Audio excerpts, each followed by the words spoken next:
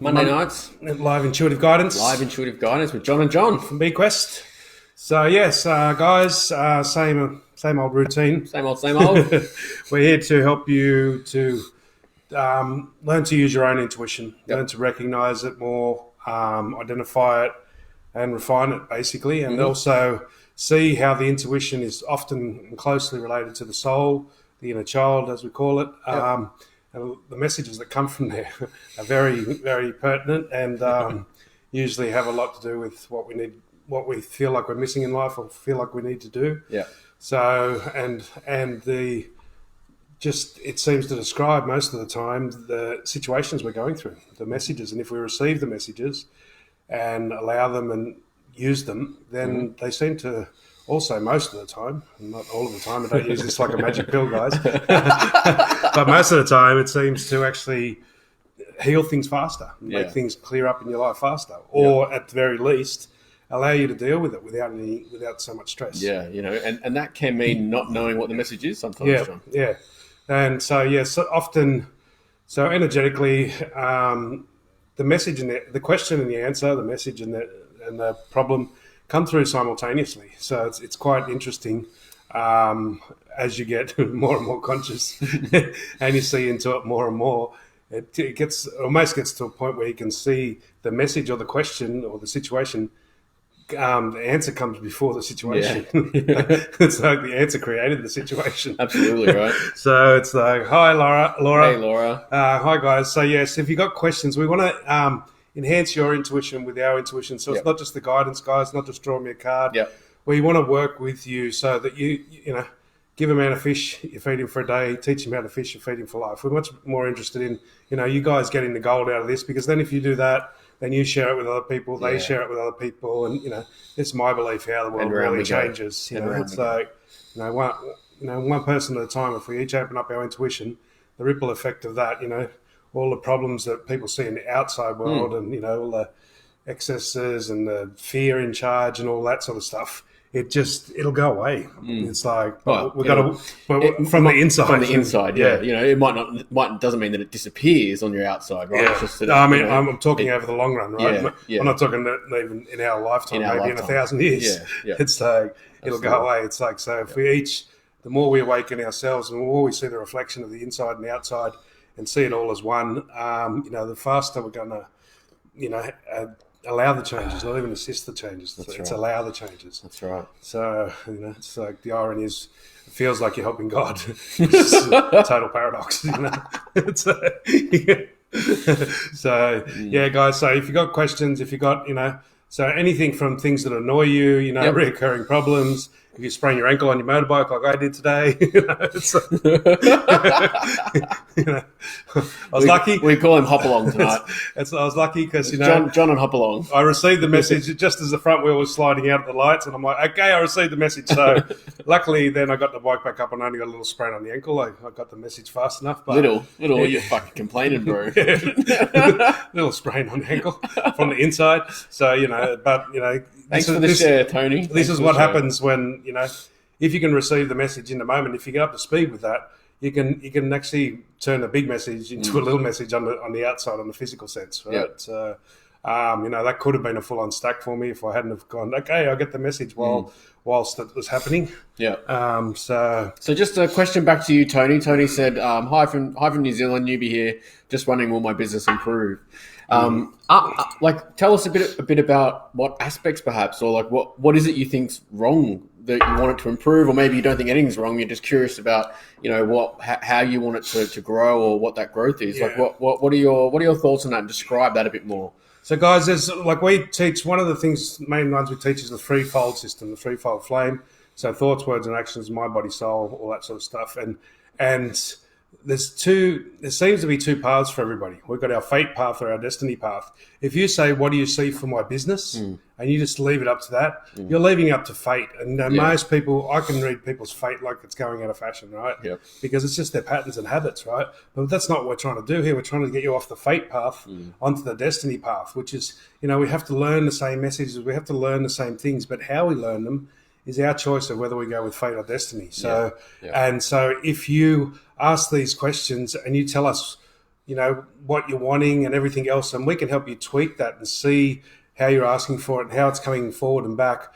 Then you can start to co-create with the universe, so to speak, and that will move you more into your destiny path, into your great life, your grand life, instead of your normal average life, And nothing wrong with the normal average life. Believe me, guys, if that's what you want to choose by all means. Sometimes this destiny life is a fucking pain in the ass.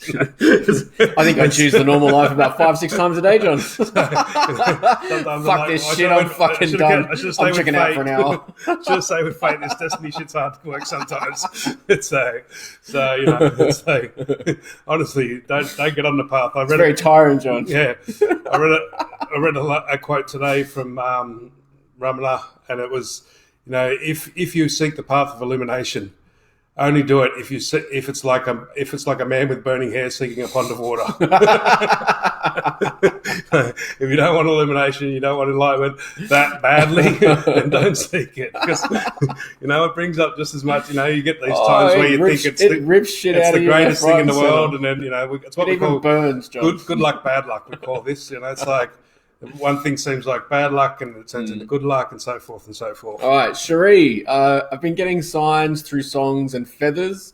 I get feathers as well. Yeah. I've been knowing about things that I can't explain. It's my daily life. Yes. What can I do to strengthen this? So what we generally do is just communicate with it more. So the messages, you're usually, instead of just getting random messages, ask a question. Like, so for me, crows used to be one of my big ones when I used to get into all animal totems and stuff. And so when I'd be driving along, I'd be thinking of a question or thinking of what to do.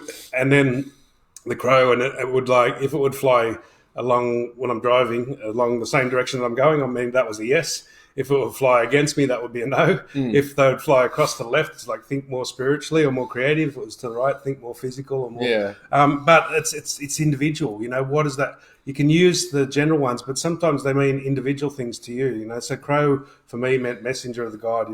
It was the blue and the black. So it's very individual, and so your signs can come through individually, but just think about what you're asking for. And we also ask with our emotions or our feelings, right? Yeah, well, I'm getting water. It's funny you say that, right? What came through for me just now was tell her to ask for a sign about water, right? But I think that the point here is that, you're obviously acknowledging that your intuition is picking things up, right? And you probably think at the moment they're a little bit random. So try to work with it. Yeah. Is ask that question, right? Ask for signs and see what turns up. Yeah, so it's like, also expect them to turn up as you ask for this. This is happening to everyone all day, every day. We just learn to ignore them. We're trained.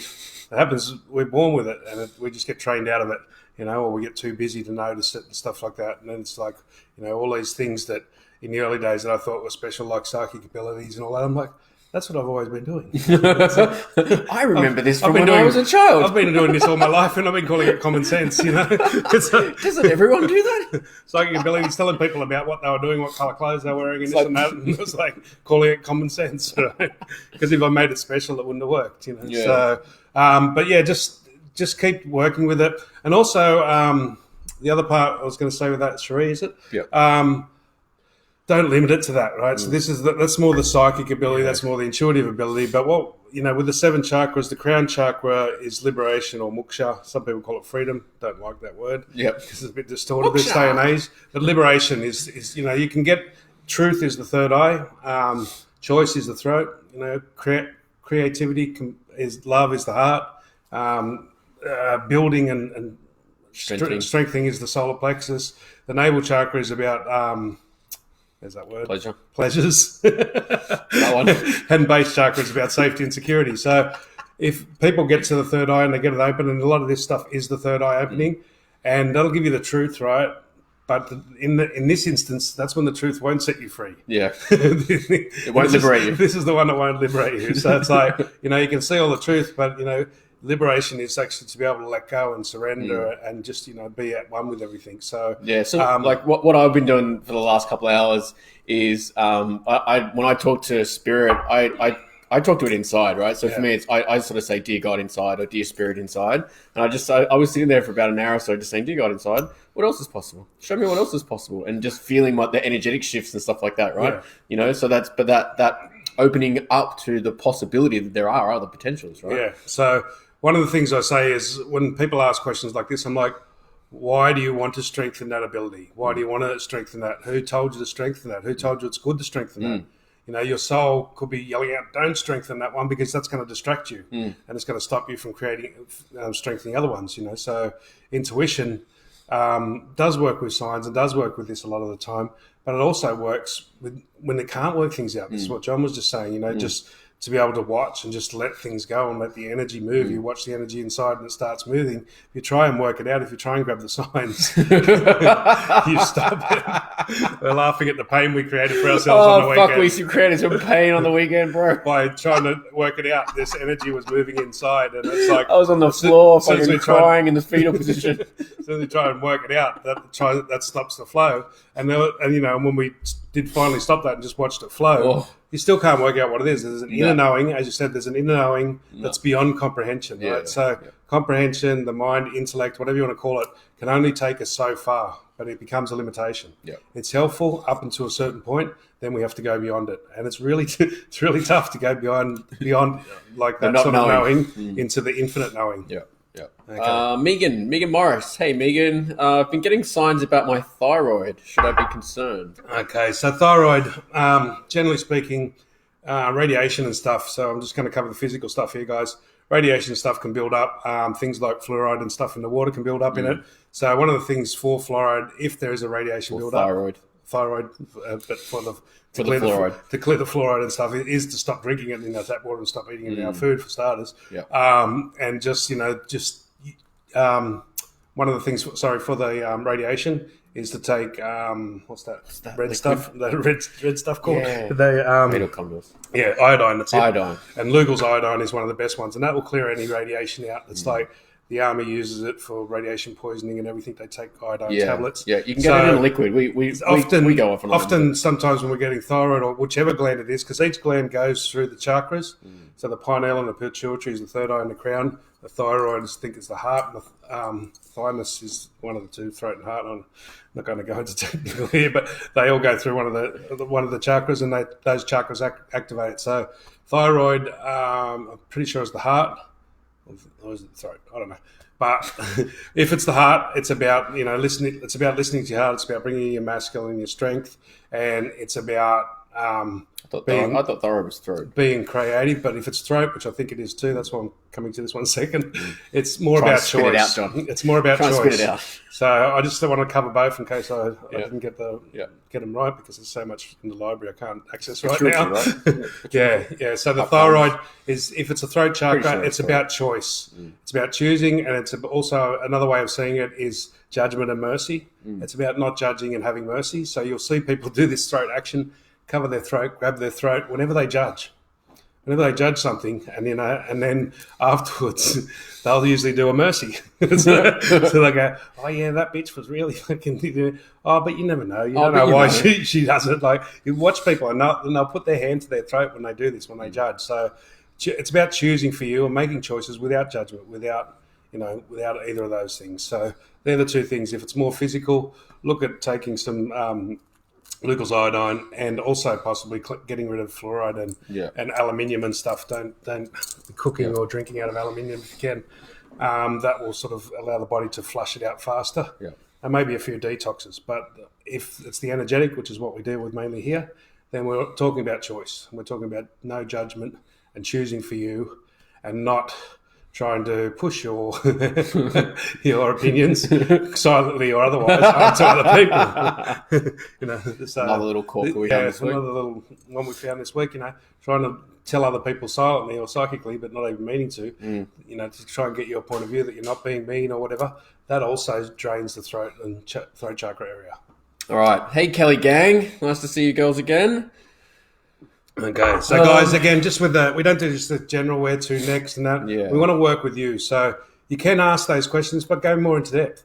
I'm feeling like this, and I'm wondering if this, and I'm not trying to choose that. So I think Tracy was saying where to next spiritually for me. So just describe what that question is. because we're not here to pull cards for people. We're not here to do this. Yep. We do that and we get paid for that. So Yeah. this is our service. Other times, and similarly for Brenda. Hey Brenda, what's my destiny? I lost my best friend. I want to join them. Describe how it's making you feel. Yeah. And I'm not trying to belittle the fact you've lost your friend, but how's it actually making you feel? Yeah, what's you feel like you want to join them, kind of dig into that. And so destiny again, destiny and fate are two roads that we get to choose. They both involve the same thing. They both involve what our lessons are, what we're here to learn in our life. One way is what I call the mediocre or the average way. The destiny is the bigger way. Yeah. So those two words often get mixed up by people. And sometimes as well, past lives can play a thing here, right? We make vows and promises to each other, as a soul. So many lives ago to always be there for each other, or always care for each other, or never to leave you alone. And then that plays out, in each life. And so it's kind of this unexplainable. I don't know why, but So there's so much of this stuff, even the patterns and the things we go through in this life that are related to past lives. That's why we can't look into these messages too much, guys, and we can't try and work it all out, because it's a habit, it's a emotional addiction from lifetime after lifetime. If we're going through a lot of suffering or torture, we might torture ourselves in this life. So it's if you want to join your friend, there's another one. Often when people pass over, and we get this real longing for them, and we get this sadness that they're gone. That's the moment when their presence is around us more. So it's I used to get it when my dad died, and after the first couple of times, I'm like, I get this real sad, he's gone, and I'm like, hang on, I'm not sad about this. I really went through it well with his death and everything, because I got a lot of closure with it, and then I asked the question, I'm like, is that when you were around? And I'm thinking, it makes me think of him, and then I think I'm missing him, because I go, he's not here. But it was actually when he was there, when his presence was around me, that's when I would feel that. And so a lot of the times when you're feeling like you want to join them, it's actually those moments when their presence is around you more. So, check on that one as well. Yeah. So back to Tony, she was asking about her business. She was interested in how she can make it grow. She says that she advertises to different places on Facebook, etc. She wanted to know how to expand it. She's a psychic medium. Right. Okay. So again, it feels like, Tony, that I'm not getting it necessarily to make it grow. It's like for me, it's more focused on the quality, as opposed to the quantity, and that will kind of get and it seems like there's an offshoot to make that grow. You've got to do something else, right? So it's so this is why we did these lives and stuff like this. We want to get our classes and that bigger, and it's okay, do the lives and do this and do it for the intuitive, not the psychic. This was our message, right? And it's that one will make the other one grow. So it's how can I make it grow? First of all, have you checked in, if you are a psychic, if that's the most appropriate first step? So is there another step that's parallel that I need to do now that'll actually make this one grow as well? So it really feels like it's do kind of an offshoot, instead of doing it psychic, it might be healing, or it might be something else along in this realm, because there's so many different ones. It kind of feels like it's getting you down, and that's hindering you somehow. So sometimes with the psychic medium, as we've found out, and as I've found out, dealing with clearing entities and stuff like that, at different stages, when you're going through a real personal growth stage, a real inner growth stage, as I call it, that's quite a dangerous thing to do, because you're dealing with the eighth dimension, you're dealing with the realm between here and the higher realms, and there's just as much trickery and stuff there as there is in the worldly sense. So maybe that's another reason why it's you're about to go through, or you started to go through, a bigger inner growth. So, leaving the psychic stuff, maybe going to the healing, or going to the, NLP training, which is like what we're doing here partially. Something else that's an offshoot from it, that just leave the psychic, because, while you got, things can get in, I'm sure entities and stuff can get in. So it's here's a cracker question. Hey, Catherine. Well, thanks so much for the question. Okay. All right. I'd like to know if there's a way to raise myself up and not leave my entire old life behind. I've had many signs it's time to move on, but surely this isn't a towel moment. Look, that's a good one, Catherine. You know, What do you want us to answer what you want to hear, or do you want us to answer with the truth? You What know? a corker question. So the truth is that, you know, you've got to leave your old life behind every moment. Every moment. And it's like that, you know. So when we call these, there's little surrender points and there's big surrender points. I'm sure that's what you're calling a tower moment. There's big surrenders, which I went through again another week ago. One of the biggest ones I've had in 20 years, And in those moments, when you do let go and when you make the choice to follow the flow, or whatever you want to call it, follow the force, if you want to call it that, you have to really get to the resolve inside that you will leave everyone and everything, including your children and your fucking job and your house, and go and live in the street if you have to, you know. But it's got to be that resolve, and it feels like in those moments that you definitely have to do it. But if you just say, okay, if that's what it takes, okay, if that's what's needed, and then you wait, you don't jump on that and make that happen. You just say yes and wait for the signs. Often it doesn't change that much of your whole life. But what it does change is the way you see your whole life.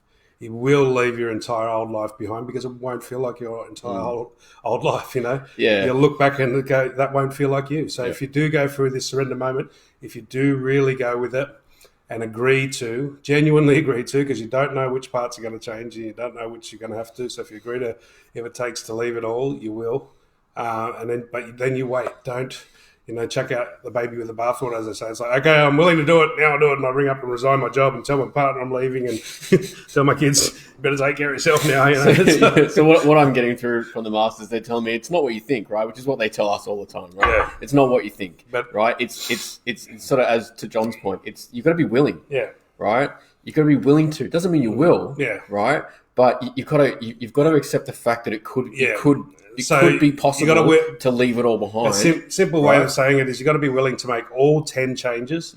So leave your job, your house, family. It's what we call socks else. and undies, right? This is the socks and undies, right? We got to a point where like, fuck we'll surrender everything down to our socks and undies. Sometimes you might have to leave 5 of those things. Sometimes you might only leave 1. Sometimes you don't leave any. But your point of view changes because of that willingness, because you go in and you get that inner strength and that inner power. It looks really different afterwards, you just wait. You just say yes, and you wait, and you wait, and the energy will guide you. You'll pick up wait till the next day and pick up the phone. And what you'll find is that the areas where you're ignoring, wanting to let go, are the ones that you'll start to get smashed with. So it's like that, and it's what's scary. It's like, you know, we're doing this program now, which we've started now. Teaching people how to take the soul leap. Let's call it that. We haven't got a name for it yet. But it's the it's the darkness of the soul. It's this place that everyone feels deep down inside. You'll feel it mostly. You'll access it through your belly, through your navel chakra, and it's this place that you can't go back and you can't go around, and you've got to go forward. And it's dark as hell, and you don't know what's there, and you're scared as shit. But when you get there and when you feel it, you realize you've been standing there for fucking millions of years, it feels like sometimes, and you just know it's like, well, I can keep standing here and not move forward, or I've got to go, and it's real scary. It's freaking scary at that moment, right? And then you take the leap, as we call it, you know, we leap into the abyss, and it's like, oh, what's that? I thought it was going to be an endless pit, and I fell down like 2 inches just because I couldn't see, you know. And then there was a doorway there. That's the willingness, right? That's the willingness that we're saying. And then we enter the doorway and we go through and we go jump in and not know. Find Shambhala. So there it is. Okay. Tracy, spiritually, in relation to my psychic awareness, is this my last life here? There's some great questions. So, you know, I've had this one since I started 25 years ago. When people first started going, oh, you're an old soul, this is your last life. It's like, you know, then I started seeing all these lives. And so last life, you know, once you get above a certain dimension, and when you tap into that dimension, not necessarily advising this, guys, because it can really fuck you up and you won't know what to do in the world for at least a couple of weeks. It'll take you to put yourself back together. You get super frustrated. But time doesn't exist over a certain dimension. And so past lives and future lives all exist simultaneously. So if this is what we're saying last life is, this is the life of Ascension, and this is our threefold flame thing that we're teaching. So if this is your life to ascend, you pull all the talents and abilities and you get all the forgiveness from every life. So where's my hands? From every life into one life. And your last life doesn't mean linear last life. So yes, this could be your last life as far as Ascension goes. But it's like your soul has it's like a million-leg octopus. It's an octopus with all these legs. So this body is your soul, or the infinite being is like the head of the octopus, and this life and this one body is one tentacle. But eventually that one tentacle becomes the whole again somehow. And it's like, it gets really difficult to explain. But as you forgive, as you go through this, you pull all the talents, abilities, you forgive everything from past lives, you let go of addictions and stuff from past lives, you let go of, all the revenges and all these negative things. And that pulls the power of each life into this life. There was a movie by Jet Li once called The One, which was like a reverse of this, right, where he ran around to all these alternate universes, killing the other version of himself to get their power. So this is the same, but you're not killing them to get their power. You're coming into oneness and compassion. So it's like, yes, it could be your last life, but if you start seeing you might see future lives. Yeah, but that doesn't, because it's not linear. So the answer is not simple, because time doesn't exist over a certain dimension. All right. Ash I Kelly. hope that makes it completely confusing for you. Yeah, it's confused the shit out of me. Ash Kelly, could you please tell me what sinus headaches are related to? No stuffed up nose, no other symptoms, just the headache. Okay, so sinus headache is, I would say, if you've got no stuffed up nose and everything else, it's not actually a sinus headache. Yeah. It's a frontal headache, and so that'll be a third eye. It's also, the simple version is you're holding on to old limitations. Yeah. And it's the whole old limitations that are stopping you from moving forward. Because if it's sinus, I'm guessing it's around here. That's why they're calling it a sinus headache. Yeah. But it's not necessarily related to sinus if there's no stuffy nose of that. It could be, and if it is, you can go and get one of those neti pots and flush your nose out, and that'll tell you. That could be adding to it. It's a simple saline solution that you can flush the sinuses out with. Give that a test out and rub it as you're flushing. But it's the headache part is holding on to old limitations, and if it's in the front of the head, it's holding on to old limitations about moving forward. So the old limitations of what you had, what you can do, what you can't do, is stopping you from choosing what you need to choose to move forward. So it could be simple ones, just like relationship ones, family, money, could be anything like that. But they're the old limitations, and you're getting a intuition hit to move forward and to do something, and then you're saying, well, I can't because of this and that, and that will cause the headaches. But again, with that one, when it comes to headaches and that, guys, there's so many. It's like, when I work with people on that one, I have to start a general conversation about the headache, and then we have to go off and talk about random shit that seems like nothing to do with it to catch what the limitations are, because they're really, these ones, when it involves headaches, they're so intricate. Yeah, they're intricate, and they're just like, they seem little things that don't seem to be relative, and they're quite hard to catch if you without sort of playing the game with them. Yeah. And so Brenda, who she lost was her dog. She says silly to everyone else, but not silly to her. This next bit was what jumped out. She said she was all I had, my world. Okay. So maybe it's kind of what we call filters. Yeah. Right. So look, it's if you're it's not silly to animal people, right? So my recent ex here was the same with animals, like dogs, cats, anything, right? She could prefer them over people, But a lot of that is because, you make the dog the world, because first of all, dogs don't judge you. In fact, they're so stupid that you can hurt them and they'll still love you. Not stupid, I'm not saying that. Yeah. That's their loyalty. But, it's like when you make them your world, it's often because you've had too much shit. So one of our tools, is are they my feels? Return to sender is what we call. So this is often why people do that, So and just generally because they've got a better affinity with animals. Animals are more psychic and everything else. So it's easier to deal with them than people. People get confusing, but maybe you need to work on your empath side of things, and that's why you made the dog your world, because of the non-judgmental attitude that they have, and that they're so, they just read your energy so well, and it's not stupid. It's not stupid, like, maybe stupid to some people because they don't understand it, but you talk about dog lovers and that, and they will say it's not stupid. Some of them, I know some people that are animal lovers that, that mourn the loss of their animals more than their family. So, and again, like I said before, it's like, just when those times feel the most intense, like you're missing him, or her, whichever it was, just ask the question, is that because its spirit is around me now? It's like, and then you'll go, oh, okay. And so,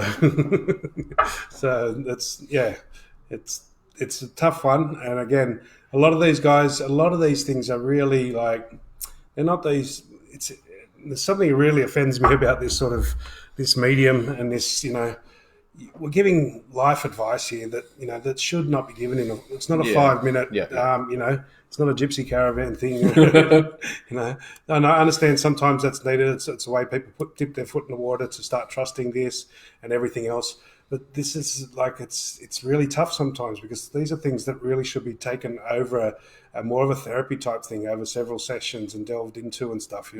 You're asking really big questions here, really, and taking little bits of advice off everyone. Yeah. We can't do that very well and very effectively most of the time, because we only take the bits out we want to hear, and we'll keep searching. I used to have lots of psychic readers in my shop, and I would bar people that would come in for more than one reading every month. I say, you're not listening to the readings. You're just coming here trying to get the answer you want to hear. Yeah. So, and they would go, you can't bar me. I'm a paying customer. I said, I can do anything I want. It's my shop. I said, I'm not going to do that. I'm not going to, I don't have to. And, I get enough people in for readings that I don't have to do that. And I'm not going to, if you don't listen to the message, you're insulting the reader, and you're insulting yourself, and you're insulting your soul. So I'm not going to be part of that. Go somewhere else and do it. And so it's like, be careful, because we don't know what answers we need. Yeah. This is what the intuitive guidance is about. This is what listening to the message is about. It's nice to ask questions, but sometimes if you just listen to the messages without asking the questions, that's going to tell you and guide you in things that you're not willing to ask for. Hello, Penny. Penny says, oh, God, not you two old queens. God, that's so far from the truth. Oh, Janet, anything about vertigo, please? Oh, lots of stuff about Lots vertigo. of stuff about vertigo. Where do you want to start? Maybe a little bit to the left and start to the right. So vertigo, again, Janet, if you can give us a little Over to you, my queen. A little bit more information on the vertigo. If it's heights based, then often it's our shit trying to leave us. Let's say, it can be anything from entities to just our fears and what we call, all the different egos and that we have.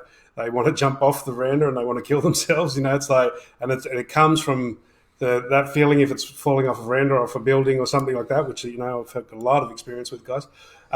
Then that's more of the fears leaving, or there's entities where you're picking up psychically that these are all the fears and the negativity. And so one way of combating that, if you can do it, is to just imagine your base chakra, which runs down through the perineum. Just open that up and ground it. Imagine the red energy circling and vortexing, because it mainly comes from an ungrounded. It's that base level fear, the base chakra fear. And it can happen in all sorts of ways. Mine used to be like a rope tied around my legs trying to pull me off the veranda whenever I'd walk out on the high veranda. It's interesting because we moved into the 17th floor here. And then the other vertigo is when you're just walking around normally. This is what I call the positive vertigo. Is when the crown chakra and base chakra that open up, and you're shifting what I call shifting through dimensions. So that's the positive one, but it can really feel like that's usually less related to heights, and that's usually related just more to when you're walking around inside or outside, and you'll just get this really head spin in that. And if you can stay through that and not judge it as, oh my God, I'm gonna, and it actually opens up more. It's this fucking ball of energy just went. It's like so you open up and it's like, and it's what I used to call standing solid and standing straight while falling through midair. It's like this confidence to walk, and it literally feels like you're not walking on the ground sometimes, or the ground disappears from out. I often do that on my walks. That's the third eye and the crown and stuff opening up. And if you can sort of breathe through that and not panic, it can take you into satori's and all sorts of stuff. So and so just breathe basically that's what I do. I just breathe, and if you can catch it rather than reacting to it as being bad, just sort of open to it. Just breathe and go, open to that more, open to that more, open to that more. If it's the heights one, if it's off veranda and that, there's jump. There's Tell it to jump. We just when it's your own fears and that, we go jump. Fucking jump. Off you go. Off you go, and it's and you'll feel it. The energy will just sort of start jumping over the balcony, and there'll be like there could be 10, 20, 30 of them, right? Go and it's all your fears, all of the all the things that are trying to draw you out of the now. Alrighty. Okay. Truth. Makes all sense. It's good. Okay. Thanks for the feedback for the people that we've spoke to. Right. Okay. I like that. That's happening. That's one of our sayings. Do we ever come to Adelaide? Not at the moment, Beverly. Not at the moment. We're still sort of getting established in Melbourne. We've only been here 8 months. So, but when we get our show on the road, as they say, then yes, we'll be going to all the different states. Rachel. Hey, Rachel. Sorry, I did miss this question before. Any advice on healing myself? I've been diagnosed with PTSD. I don't want to rely on medication. All right. Again, Rach, this is a big hugey. Yeah. And again, this is not questions I like to answer in this, and I don't advise looking for real answers for this. Look for guidance, general directions to look at. But, PTSD, it's something you have to work through slowly, right? It's like there's, and if you go to a healer or you go to an energy healer like Reiki or whatever, the similar stuff I do, it can bring up that it's actually related not only to this life but to past life stuff as well. So, but it's like it's really one of those ones you've got to go internal with, and you've got to slowly and build the courage up and build the belief up to face each little fear one by one. And it's like the PTSD is like the whether it comes up in images inside or whether it comes up as emotions or feelings, right? That's the fears, and that's the and the judgments, and judging it as right and wrong, good and bad. So it's like it's really got to face it and start to find out how to come to forgiveness with it. Whether it's the other people, whether it's you, if it's a war one and you were involved and you've had to kill people, or if it's if you're the victim, it's like you've got to ask the universe. Go, look, I really want to forgive this. I really want to face this, and I really want to forgive this, and I don't know how. But it's got to be genuine. You've got to get to that resolve inside. Say, I really want forgiveness. Guys, forgiveness is the key to any and all of this stuff. If you want to just take the shortcut, hard road shortcut, just go straight to forgiveness for everything. Find out every negative emotion you have, every fear. Find out how to forgive yourself, the other people, but ask. Just say, I really genuinely want to guide me. And the inner guidance will start guiding you. It'll turn you there bit by bit. And it's like... It's again, I don't want to go any further than that, because really, to get some really good advice, we've got to find out what the PTSD is about, what your situation is, what your upbringing is. I wouldn't advise anyone until I found out all of that sort of stuff. I'd have to find out your strengths and weaknesses first, and I'd have to start getting you to face one at a time from the least scary down, because there's so many things in there. And it's like... But it's the same. Yeah, I mean, the only thing I got was it just doesn't feel like you're digesting that fact that you've been diagnosed with it. So just maybe tell yourself, okay, I'll start digesting that and I'll start accepting that. That's kind of, for me, feels like the first step. So and the other thing, be careful with diagnosis, guys. Diagnosis is it's a double-edged sword. It can actually make things worse. Diagnosis is good to start to look at things, but don't limit yourself to that. You're an infinite. Ultimately, guys, we're infinite beings. We're divine beings, whatever you want to call us, and nothing can really harm us or hurt us once we get to the real self. Once we get the pure self inside, we realize none of this stuff actually really touches us. It doesn't touch our soul. It all happens around us our whole life, and that's when we get to the forgiveness. When we get to that real thing, we realize it's not that, and so.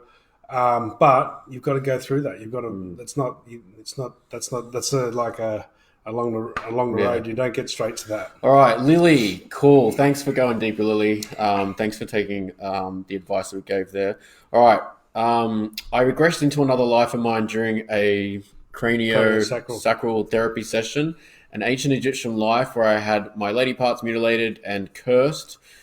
Which have been affecting my present life. What do you recommend to help releasing the black magic and vows placed against my soul? Okay, so first of all, the first recommendation is realize that nothing can touch you or your soul, the real you, the infinite you. Nothing can touch you unless you allow it. So in oneness, when you connect with God, when you connect with the oneness that you are, then all that stuff disappears automatically.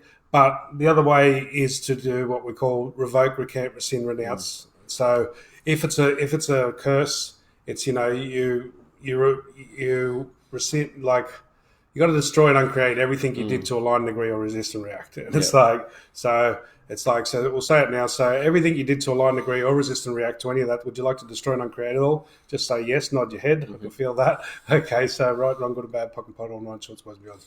Any oaths, vows, fealties, communities, or anything else you've done that allows that to stay in place, and anything you've done like that to anyone else. Do you now want to revoke, recant, rescind, renounce, and destroy and uncreate all that? Yes, right, run, good, bad, pock and pot. Okay, so that's basically how we've got to do it, and this is what we do with past lives. To get to the forgiveness, we make curses, and if these promises and that, they stick with our soul, and so you probably made a curse back to them, which is the part what I was trying to destroy, which makes their curse stay on you. Yeah. You vowed to fucking have revenge no matter how many lifetimes it takes. In this lifetime or the next, I will have my revenge, you know? Yeah. And that's what makes it stay. You've got to destroy all the oaths and vows that you made to get them back, right? Otherwise, it can't touch you. It's like if you're in oneness, the real self, none of this stuff can touch you, this black magic and that. It exists and it's real, but it only exists and it's real because man has made it and man holds it in place and man gives it power.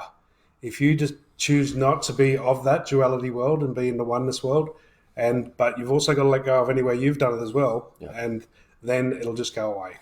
And it's like, and maybe what you've got to look at is maybe you've had that on many lives, not just that one. Maybe you've had similar things on many lives, Lily, and it becomes a habit. This is what we call the soul addictions.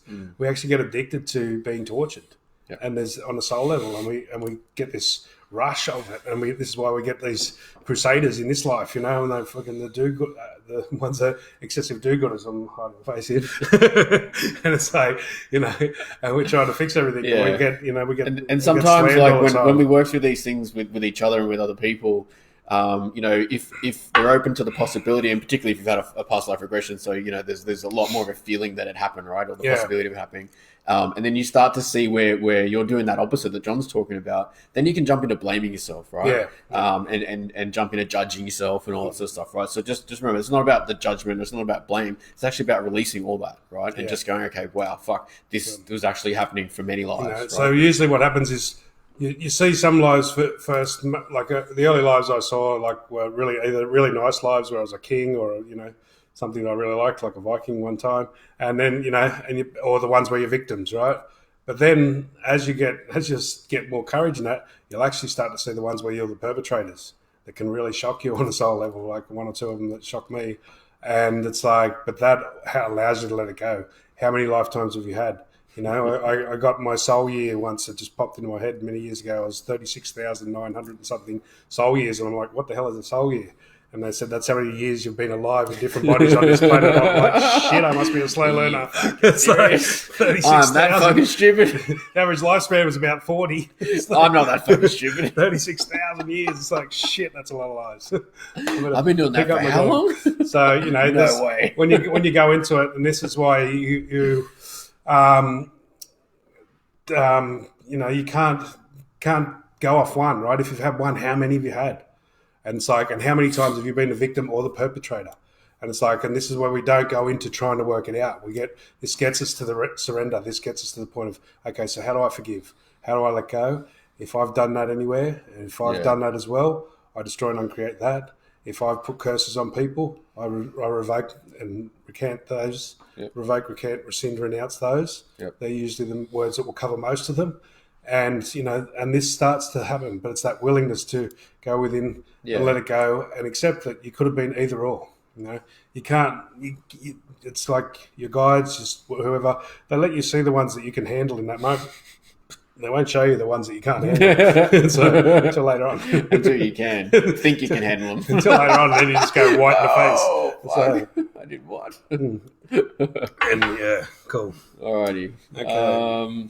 Thanks for some lovely comments, guys. This is Ash. Just she's saying about getting advice and stuff. Yeah.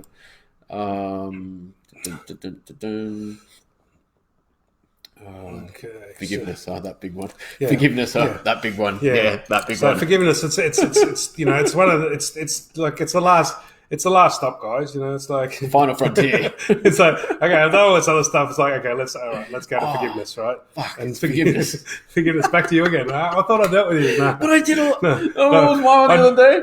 Fuck forgiveness. I don't need to fucking do forgiveness. They need to forgive me. I need to forgive me, cunt. That's all. Excuse me. They should be asking for forgiveness from me. You know, it's like so. Yeah, forgiveness is like, but ironically, again, if you get to the pure self, the real self, it's kind of like the doorway. There is forgiveness, but when you get to the real self, it's ironic because it's all God and it's all oneness. There's no need for forgiveness. You have to forgive to get to that point. Yeah, it really gets, but it's got to be genuine. And if you don't pick somebody, you know, forgiveness. How do you know if you've fully forgiven somebody? There's no charge left. So if you think of that person or the situation, it doesn't have to be a person. It can be a situation. If you've been a victim of something, think about that situation. And if you keep repeating the forgiveness and you keep asking, show me how to forgive. I really want to forgive this, and I feel like I can't. If you, and again, only do this if you're genuine, guys. Otherwise, don't do it. Just leave it. Pick the smaller ones first, and just say, "Look, universe, God, whatever, whoever you want to talk to, inner self, whoever's inside you, whoever's in that heart of hearts of yours." Then just ask, say, "I really want to forgive, and I don't know how," and just show me, and just expect it to unfold over a period of time. You know, so I got to one that's taken me 20 years. And it's unfolded, and it was only about 2 weeks ago I brought this person up in my mind, and there's no more charge there. It's just like, oh, interesting. I hear about them, and I wish them well on their path, and it's genuine. I don't, it's like, because when you get to forgiveness is not condoning actions. It's not making it right. It's actually just freeing yourself, It's like, without forgiveness, you're holding resentment, you're holding revenge inside, and there's a saying that, holding revenge and not forgiving is like drinking poison, expecting the other person to get sick. That's a simple way of seeing it.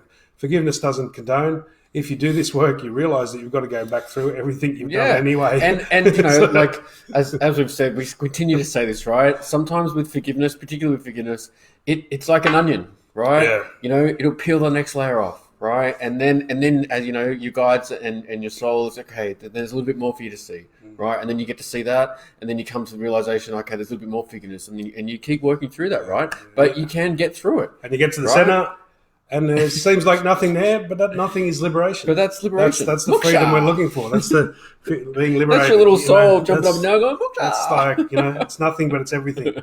And so that's the key to most of this stuff. Yeah. But that's the sort of later down the track. If this is early, a lot of this stuff is just opening yourself up to the belief. Yeah. You got to build your belief. You got to build your understanding of this, and so it's just bit by bit doing the parts you can do. So Lily said that she's an energetic healer. She's been working on releasing the energies attached to that life. Yeah. Just the only thing I got through when I read that was just say the lives. Just expand that to all any other lives. Yeah. So that life or any other. And that's a good next step. One of the things I say, if there's so another way to say it is any of the energies that are related to that life. Yeah.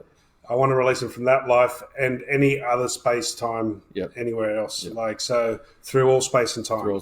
It's like, so if they're similar, because it could be a pattern and it might run through hundreds of lives. Yep. And it's like, and so it's sometimes when you relieve that and you destroy that, it's sort of, and it doesn't only free up you, it frees up all the people throughout time and space. It's really weird when you hit a big one. It's like, the whole world just seems to change around you. And it's like all of a sudden, it's like the Matrix, and the big wipe through goes. And she's literally amazing. Indeed, it was a massive soul addiction. That's what we've been seeing a lot of, right? These we come back, we have these recurring patterns. They're just like this emotional response, right? Yeah. We have this addiction to an emotional response. Yeah, so it's fucking crazy. So when I used to have the addiction, kind of, you can get, like, I've had lots of motorbike accidents, a bit too much of a daredevil at times. Again, my foot told me this today. At times, and so. But when you have an accident or whatever, or say when I had a heart arrhythmia for a while, as it drops down, you lose the blood pressure in your head, and I don't know what they call it, not cortisone. There's some chemical that triggers cortisol that releases, and that even though it's bad, it's like I'm nearly passing out. So that becomes like an addiction. It's like to get back up from that, and that cortisol release, and it's not necessarily some of the bad, what we call the bad hormones, or the negative ones, in the sense that, if we're getting them a lot, they're not negative because they're about balance, but we can get addicted to them as well. We can get addicted to the... You might have, you might know people that are just constantly going back into abusive relationships, right? And to you, it doesn't make any fucking sense, right? But to them, they love it on some level, right? They hate it. They hate it in this life. They hate it in this life, right? Well, they say they do. But they say they right? But they just keep going back to it, right? And so, they can't work out what the addiction is. They can't work out the addiction is, So it could be abusive relationships to one person. It could be a health fanatic to another person. It could be, Mother Teresa type things to another person. So, martyr, what we call being a martyr, pinning ourselves to the cross. It's like, so that becomes a real addiction. If you sacrifice yourself, and that becomes an addiction on the soul level. And so, in this addiction, you start to work out. You're trying to work it out in this life why I'm doing this thing, and you get to it, and you go to therapy, and you work it out, and then you do it again, and you're like, why are you doing it again? Because it's like, why the fuck am I going back to this for? It's a deeper addiction than just this life. Yeah.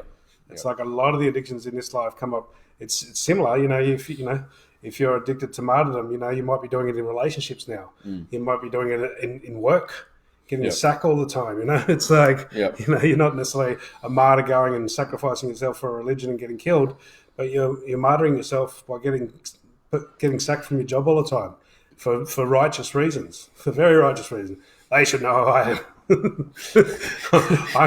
I'm doing the right thing here. He's like, I love you two so much, cracking me up. It's fucking funny shit, right? And you're supposed to laugh. The irony is when you get to the core of all this and you get into the oneness and you release all the grief and all the other negative emotions, and it comes up and you get to the heart, you go across the great leap and you get into the heart. That's what the real you does. It just cracks up at life. It sees the cosmic joke. Yeah. And it sees the joke of, it's fucking funny. The suffering is our attachments to it. It's not like there's no suffering. Yeah. But what causes the suffering to be so big in that is our attachments to making it right and wrong. And so when you get into that, there's moments where you get into the real self, it just laughs. It just Alrighty. Jill Thompson, do we have the ability to heal our bodies? For example, balancing our chakras. I feel as though I have. Yes and no. So yes, everybody has. This is all we're talking about here, basically. So one of the ways to do it is, to see the messages, to understand what it's telling you. But again, the no part is ultimately we don't heal it. The connection with oneness, when we let go of duality, when we let go of this right and wrong, good and bad, and we connect back to source and we be in oneness, that joining with oneness heals it. That sort of that letting go and surrendering. So you're surrendering, so you are doing your part, and the duality, the co-creation with oneness, whether you call that God, whether you call it the universe, whether you call it infinite intelligence, that combining, that energy runs itself and heals and balances. Nature, the universe is always seeking balance. That's what it is. Yeah. Otherwise, the planets wouldn't be spinning around. Otherwise, nature wouldn't grow back when we burn it down. So our bodies are naturally seeking. So your ability to heal is actually mainly your ability to get out of the friggin' way. Sometimes you can assist it and speed it up. Yeah. So for me, when the energy starts moving, I can either use my mind. I used to use my hand a lot, but now I can use my mind to help, like give it a little push along. But I don't try and guide it like I was doing on the weekend and cause myself severe pain, right? Don't try and work it out and stop it, But yes, you can actually assist it. You can actually facilitate the speeding up of it, so to speak. Yep. By working with it a bit more. Yeah, and I talk to my chakras, right? Yeah. And I go through them one by one, and I'll ask them to open and to basically I ask them to get into perfect balance and alignment. Yeah, that's it. And so each of the chakras has a vibration of a sound, of a color, of a word. So solar plexus is the negative words is I can't. The navel chakra, I won't. So when we say I can't and I won't, all these little I can'ts and I won'ts, that's affecting those two chakras. So they relate to the first 5 of them up to the throat chakra relate to the different sense. So I can't remember off the top of my head right now, but so the I feel, I see, I hear, I smell, they're all related to the different chakras as well. I know. All right. Azra, my onion was so big, now it's smaller. Years of forgiveness, man. It's like Rosemary's saying there, it's kind of a joke. She goes, well, I might have enough life left to shift it all. But ironically, again, this is what you don't know. You might have done so much, and you might have done so much in other lives, and it feels like a lot of crap's happening in this life, but we don't know the balance of karma, and we're not supposed to. Yep. So don't mess around with karma, guys. You're just going to fuck it up. Just accept that it's there, right? And it might be one thing you do. We keep saying that, and we keep doing it. Keep doing it. So, there might be just one thing left that's there, Rosemary. Maybe we should jump on a live next week ourselves. It's like listen to our own advice. It's like one of those threads in a jumper. You pull it and the whole thing comes undone. So you don't know. It's like, it might seem like there's a whole lot, but you might be on the very last one. There might be that last little thread you've got to pull. So don't jump into any of this. The biggest addiction is trying to know it all, right? Trying to get these answers. This is why this is a double-edged sword. This intuitive stuff and questioning, because it can make you start telling God instead of asking God. Yeah, it's like the questions you're asking. Karen's asking who's sitting behind us. I don't know which one of the masters is sitting behind us. Which one tonight? Which one tonight? There's many. What does it look like, Karen? We work with the Great White Brotherhood or the Ascended Masters. So different times It's like, okay, when I'm dealing with the hard stuff, I know that there's a few of us here. They said, yeah. So which one can you see? when I'm working through the darker stuff, I get, which seems to be one of my skills. Yeah. Hilarion comes through. It's like, it just depends who we're working with. And and your guides and that work with us. It's like, this is what sometimes it's you guys yourself. So if you can't listen to yourself, your higher self, as you call it, sometimes you get your higher self to make somebody else say something back to you. Yeah. It's like, so, in the early days, guys, and this is why we don't talk about the guides and that too much. It's actually better to just think of them all as one, right? Yeah. It's like, otherwise you can get caught up in that and, my guide, and it just becomes more identities and stuff like that. Oneness is beyond identity. Oneness has no identity. It can be anything and everything. It accepts everything. It includes everything, but it has no fixed identities. It's like, it's all ever changeable and it's everything. So, if you get too much into identities, that sort of is going to draw you back into duality. So, okay. Any more? Yeah, nothing yet. So what are we up to? Everyone's gone quiet. Hello from Warrnambool. We've got about 4 minutes left. Okay. Is it Archer? Yeah. So that's just working with the guidance here, with the intuition here, guys. Remember, the main thing is your intuition is always trying to give you messages. Life is always trying to give you messages. If you receive things and if things are recurring, there's a message in it. Yeah. And if you can receive the message, you can stop the reoccurrence. Well, the faster you see the message, the faster you stop most of the time. Don't make that a fixed point of view either, right? And so and things can heal really fast if you receive the message. It's like our real self is there and it can heal and it can fix anything. The suffering is caused most of the time from our resistance to the message or our resistance to the energy doing the work or our judgment that it is right or wrong and good and bad. So your intuition, one of our favourite sayings is, what's the favourite saying of the intuition? It's like, fuck, I knew that was going to happen. That's your intuition. Most people's intuition's most common phrase is, fuck, I knew that was going to happen. Lily's throwing in a spicy question. It's like, what are your thoughts on watching porn? What time of the day, Lily? It's like, so I'm just kidding. We don't have. I don't have an opinion. Yeah, we watch porn. Fucking watch porn. I don't have an opinion on anything when it comes. It's like, so one of the ways we say it now is there's no right or wrong. There's no good or bad. There's no good or evil. But thinking makes it so. The way we think, what we're doing with it, what our point of view is. If we're doing it out of competition, out of power over, as we call it. If you're doing it, then it's bad, right? Yeah. If you're doing it out of any of those sort of things, then it's bad. If you're doing the same thing out of power with, co-creation, pure enjoyment, what we call the win-win attitude, then it's good. No thing by itself, no action, no thing by itself is right or wrong. Thinking, the way we do it, our intention, it's more than just intention. It's our intention, it's our motives, it's all these things behind it is what makes it right or wrong or good or bad. If it's a win-win, if it's empowering both people, the viewer and the watcher, if they're doing it from that place, then it's fine. If you're in it and it's and even to the ultimate degree, if you want to go to the ultimate, even if you're doing it from the other way, it's fine when you go into God's world because they'll get it in the next lifetime. It's like, maybe that's balancing out from maybe that's from balancing out from some other way. But yes, there's no. So as for your friend, she's asked, my male friend gets big energetic issues associated with it. Perhaps it's past life stuff, right? Yeah, similar to your stuff. It's like so just telling him to be more selective what he watches. When he's watching it, does he think the girls that are doing it or the boys, if he's male, whatever, right?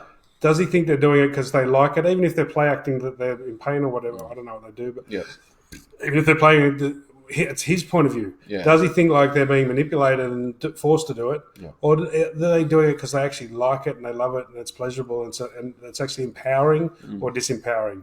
If he thinks the people that he's watching are being disempowered, then it's going to be a bad thing for him. If he thinks they're being empowered and they're just playing a game and they're just acting and they love it, then as far as I'm concerned, maybe it's his soul trying to show him something that he likes that he's denying. I'm not saying he's to be a porn star, but just that or something that needs to come up to be healed from a past life. Sometimes those ones where he's got the bigger issues with, he could have been in situations. If it's like, I don't know. I don't want to go into it, but if it's whatever, grocery shopping, John. Yeah, grocery. That's it. They had trolleys back then in the past lives, shopping trolleys. skiing down the All aisles right. on shopping trolleys. I think we'll call it a night. All right, Thank you guys. Thank you, Thank you very everyone. much, and we'll see you Catch next you next Monday. week. Bye. Bye. Bye.